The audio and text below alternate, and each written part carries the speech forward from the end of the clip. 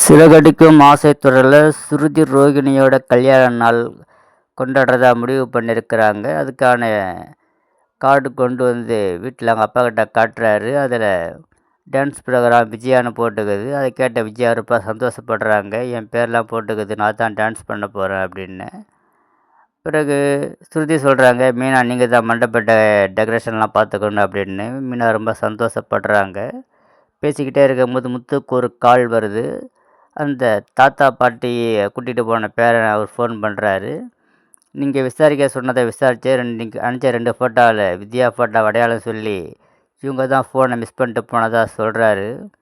உடனே தனியாக போகிறாரு. அங்கே மீனாவை போகிறாங்க. இதுமாரி விஷயத்த சொன்ன உடனே வாங்க 2 பேரும் போய் வித்யாவை விசாரிக்கலான்னு சொல்கிறாங்க மீனா.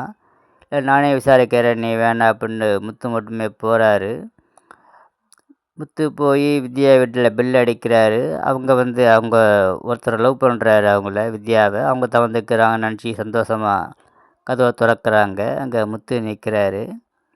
பிறகு என்ன விஷயம்னு கேட்குறாங்க. அப்புறம் ஃபோனை காட்டி இந்த ஃபோன் பார்த்துருக்கியான்னு கேட்குறாரு. ஃபோன் தான் தெரியுமான்றாங்க.